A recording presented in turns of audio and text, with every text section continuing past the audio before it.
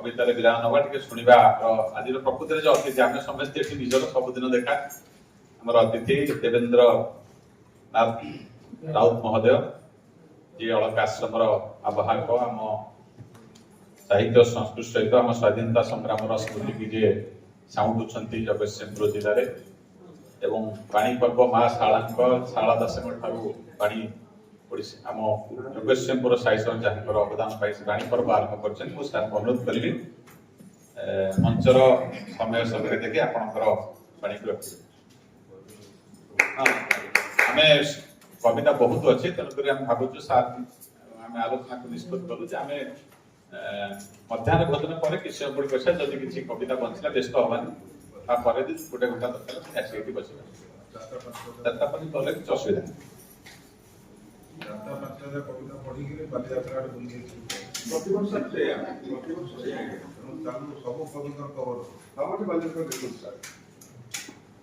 जय जगन्नाथ जय मां शारदा ऐतिहासिक बालीजात्रा महोत्सव अनुकूल्य कविता आश्रम मत अतिथि भाव निमंत्रण कर प्रथम बालीजात्रा आयोजन कमिटी को कृतज्ञता ज्ञापन करुच्ची। आज ये पर्व अतिथिंकर नुहे कविंकर आम ये बसीचे कविता शुणा भितर आमको कहवाकले हुए तो किसी समय आम निश्चित नष्ट करूँ तेणुक से आम तो निश्चित सचेतन कि गोटे कथा कहि जस्ट एवं राउत जो कविता पढ़ुले वास्तव में कविता गल्प प्रबंध जहाँ भी हो जदि शुणिले पढ़िले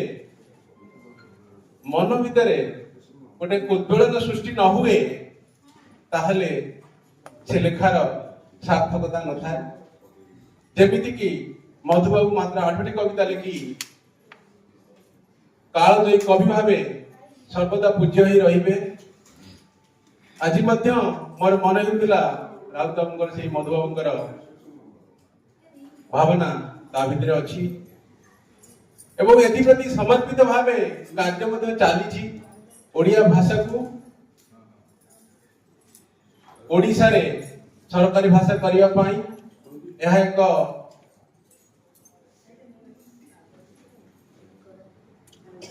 भावनार कथा नुहे समस्या को समस्यार जड़ को जीवा पड़ो। वर्तमान समय बदली जी पिला बसती समस्ते वर्तमान मोबाइल व्यवहार कर बड़ मैंने मोबाइल व्यवहार कर ओडिया भाषा को जदि आमे मोबाइल रे आनी पारले कंप्यूटर रे आनी पारले वेबसाइट रे आनी पारले ताहाले ओडिया भाषा आपे आपे सरकार भाषा हो सेति पई समर्पित भाव प्रयास चलछि। गत सरकार रे आमे प्रस्ताव देइतिलु ए सरकार रे मध्य माननीय मंत्री का सहित मोर 3 थर कथा सरलाणी एवं से एति पई दृढ़ पदक्षेप नेबे बोली विचार करूचंती। आशा करा जाउछि अति शीघ्र ओडिशा रे ओडिया भाषा हो। एहा गोटे मानसिकतार नुहे कि पॉलिटिकल विल पावर नुहे टेक्निकल विल पावर आवश्यकता अच्छी से प्रयास चली। भावी प्रत्येक व्यक्ति मन भर से गोटे प्रश्न ओडिया भाषा कहीं सरकारी भाषा होनी यार मुख्य कारण हूँ आम टेक्निकाली निजक अपडेट करें से पारना ये कौन प्रकार पॉलिटिकल विल पावर ना कारण पॉलिटिकल विल पावर कथा ये नुहे जानवीबल पट्टनायक थे आपणकर सी बहुत प्रयास करते गत गवर्नमेंट सामान्य किसी परिवर्तन परिश्रम किंतु वर्तमान गवर्नमेंट आम आशा करूँ जेहेतु अस्मिता नाम करेंगे दृढ़ विश्वास रही से टेक्निकल सल्यूशन जदि आमर ग्रहण करा जाए ताले आमे सहजरे ओडिया को ओडिया रे शासन करिवार ओडिया माने सुयोग पाइबे। आमे एठी एकाठी एई बालीजात्रा महोत्सव पालन करिया पाई उत्तर पीढ़ी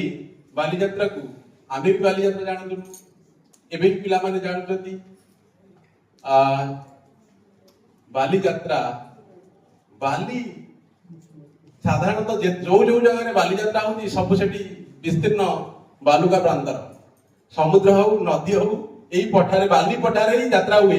तेणुकर पिला मन मध्य न रहू ए यात्रा एपाई जे ए बालुका पठार हुए बाली को आमे जाऊलु जेतबले सारा विश्व जानी नथला कि नौवाणिज्य कौन से समय रे आमे नौवाणिज्य शिक्षा देइछे जेतबले एक्सपोर्ट इंपोर्ट रो कांसेप्ट नथला सेतबले आमे एक्सपोर्ट कर दिले जेतबले सारा विश्व निज सर्कल भितरे छोट छोट राज्य भितरे सीमित रही से शासन करते राजा माने सेतबले ओडिशा एते समृद्ध थिला एते उन्नत थिला एते चिंता चेतना रे एते अग्र थिला सेतबले सेमानक मध्य रे लोभ होतिला उत्कल जीवु कलिंग जीवु आपण जदि देखिबे ख्रीष्ट पूर्व 261 मसीह रे कलिंग वार से ता पछरे कारण कोन आपण जानते केवल ए नौवाणी मगधर सम्राट माने देखिले ये कलिंग गोटिए छोटिया राज्य से सब जाक विदेश को कनेक्ट कर रखी एवं नौवाणिज्य करी सुनार कलिंग करी अशोक पूर्वज से बिंदुसार हूँ चंद्रगुप्त हूँ से साहस पाई ना कि अशोक कहले नहीं मुझे जय कला मु कलिंग विजय कला निश्चित भाव सफल हो मो राज्य को गोटे धनी राज्य में परिणत करी से सफल होते ओडिशा को कलिंग को विजय करते आम रूट दे से सिंहल को आमरी लोक पठेइथिले एवं जेते संपद धन संपद आसुतिला बाहरु आम राज्य रहउतिला से ताको निज राज्य को नै आइथिले एवं तार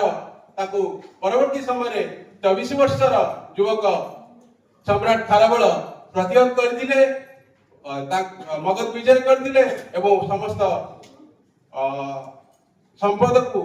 पुनरुद्धार करथिले एवं पुणी थरे से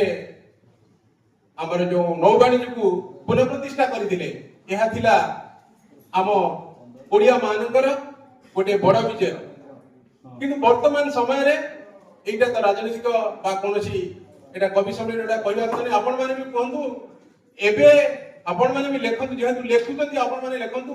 आजिर समय रे आमे बालीयात्रा पालन करछे गर्वर सहित कहूछे आमे ओडिया आमे देश विदेश को जाई वाणिज्य करथिलु किंतु आजी आमे अंडा पाई आलू पाई माछ पाई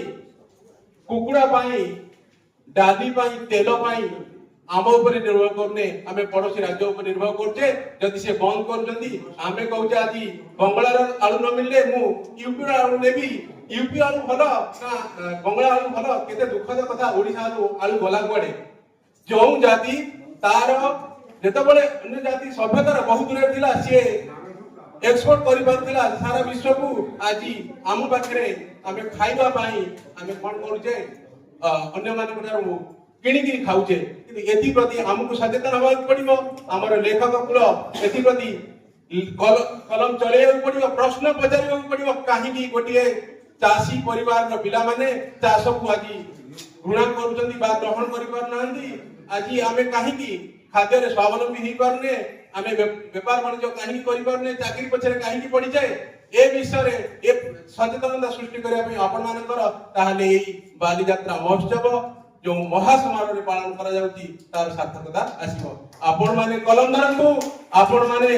निजर लेखार दृष्टिभंगी बदलाई दियंतु देखिबे आगामी पीढ़ी आपण को लेखा शिखिबो एवं निश्चित भावे से अनुसार काम करिवो जे पर्यंत आमे चाकरी करदिबा सेही चाकरी आही रहिबा केवल चाकरी हेले आमे से दासत्व भाव भितरे रहिबा हमकु स्वावलंबी होबाक पड़िबो पुणी सेही वीर कलिंगर दायक भावे काम करबा पड़िबो मुएति कहि आपन पाखरु विदाय नेउची धन्यवाद जय जगन्नाथ जय श्री धन्यवाद सर आपण हम साथी रे शेष पर रहबे हम अनुरोध करिवु मैं अनुरोध करछु पुणी कविता पाठ कार्यक्रम चालू भलो लागिला सारंकर प्रेरणादायी वक्तव्य माने कविता सहित वक्तव्य इति सुंदर गुटे समन्वय थला आपण मन अनुभव करथिबे पूर्व कवि जोडा कहउतिले तो मन भीतर क्षोभ थिला दुख थिला ताको केते सुंदर भाबरे जंती आउसी गला भडिया सारी सुंदर कथाटी कहिले ଯେ ଭାଷା ରହିବ, ସଂସ୍କୃତି ରହିବ, ସାହିତ୍ୟ ରହିବ, ଆମ ସାଧନା ବି ରହିବ। ଧନ୍ୟବାଦ ସାର୍, ବହୁତ ବହୁତ ଧନ୍ୟବାଦ। ତେବେ ଏଇଠି ମନେ ପଡୁଛି, ଉଠରେ ଉଠରେ ଉତ୍କଳ ସନ୍ତାନ ଉଠିବୁ ତୁ କେବେ ଦିନେ, ପୂର୍ବ ଗୌରବ ପୂର୍ବ ମହିମା ପଡୁନି କି ତୋର ମନେ। କବି ମନେ ପକଉଥିଲେ, ଏବେ ବି କବି ମନେ ପକଉଛନ୍ତି। ସେ କବି ମନେ ପକଉଥିଲେ ସୁପ୍ତ ଓଡିଆକୁ ଜାଗ୍ରତ କରିବା ପାଇଁ, କିନ୍ତୁ ଆଜି କାଗଜ ଡଙ୍ଗା ଭସଉଥିବା ସାଧାରଣ ଜନତାଙ୍କୁ ଆଜି ମନେ ପକେଇ ଦଉଛନ୍ତି କବି ଦୀପ୍ତି ଖଣ୍ଡୁଆଳ, ଯେ ସେଇ ଯୋଉ ପୁରୁଣା ତାରକସୀର ଜୀବନ, ମହ ମହ ବାସୁଥିବା ଜୀବନର ସ୍ୱପ୍ନ ନେଇ ଅତୀତକୁ ଆମେ ଆଉ ଥରେ ରୋମନ୍ଥନ କରିବା ଏବଂ ସେଇ ସୌର୍ଯ୍ୟବନ୍ତ ଜୀବନ ଆମେ ଯାପନ କରିବା ପାଇଁ ପ୍ରଚେଷ୍ଟା କରିବା। କବି ଦୀପ୍ତି ଖଣ୍ଡୁଆଳ। ମୋ କବିତାର ଶୀର୍ଷକ ସୌର୍ଯ୍ୟବନ୍ତ ସାଧବଙ୍କ ଇତିକଥା। କଳିଙ୍ଗର ଦୁର୍ମୂଲ୍ୟ ମାଟିରେ ଉଦୟ ହେଉଥିଲା ଏକ ଆଭିଜାତ୍ୟର ସୂର୍ଯ୍ୟ। କଳିଙ୍ଗର ଦୁର୍ମୂଲ୍ୟ ମାଟିରେ ଉଦୟ ହେଉଥିଲା ଏକ ଆଭିଜାତ୍ୟର ସୂର୍ଯ୍ୟ। ସୁବର୍ଣ୍ଣ ଜରିଧରା ପରିଧାନ, ଫୁଲ ଫୁଟା ତାରକସୀର ଜୀବନ, ଶୌର୍ଯ୍ୟ ବୀର୍ଯ୍ୟର ପରାକ୍ରମ, ଏସବୁ ଉତ୍କଳ ଇତିହାସର ଦିବ୍ୟ ଆଇନାରେ ପ୍ରତି କୃତି ଓ ପୁଲକର ଗୋଟିଏ ଗୋଟିଏ ଅଭୁଲା ପ୍ରତିବିମ୍ବ। ଦରିଆପାରିର ଦିଗନ୍ତ, ମାଛି ଅନ୍ଧାରର କୁଞ୍ଜ ଟିକାରେ ମହ ମହ ଦିଗ୍ବଳୟ ଦୀପପୁଞ୍ଜ, କମକୁଟ ପିତଳ ଅଙ୍କିତ ତ୍ରିତଳ ବୋଇତ ଛାୟାଚିତ୍ର ସାଜିବା ପରେ ଥିରି ଥିରି ପବନର ଉଶ୍ୱାସ ବଦଳେଇ ଦେଇଥିଲା ସମୟ, ମହକୁଥିଲା ସାଧବଙ୍କ ସତେଅବା ଗୌରବମୟ ଐତିହ୍ୟ। ସେଦିନ ଭାସିଗଲା ସାତ ସାଧବଙ୍କ ବୋଇତ, ଖସିଗଲା ତ ପଇ ଜୀବନ ନାଟକର ଜବନିକା, ଏକାକାର ହେଲା ମେଘ ମାଘ ନିଦାସ ଆୟ। ମୁକୁଳା ଆବରଣ ଭିତରେ ଲଳନା ସାଜିଥିଲା ନଅଙ୍କ ବିଦୀର୍ଣ୍ଣ, ମୁକୁଳା ଆବରଣ ଭିତରେ ଲଳନା ସାଜିଲା ନଅଙ୍କ ବିଦୀର୍ଣ୍ଣ। କେତେ ଅସୁସ୍ଥ ହୋଇଗଲା ସମୟ। ଊର୍ଦ୍ଧ୍ୱକୁ ଉଠିଲା ଆଶୀର୍ବାଦ ହସ୍ତ, ଗୋଟିଏ ମାର ପଣତ, ପୋଡା ହେଲା ନିର୍ଯାତନାର ସମସ୍ତ ବୟସ। ଏ ହେଲା ଆଭିଜାତ୍ୟର ପ୍ରକୃତ ସ୍ୱରୂପ।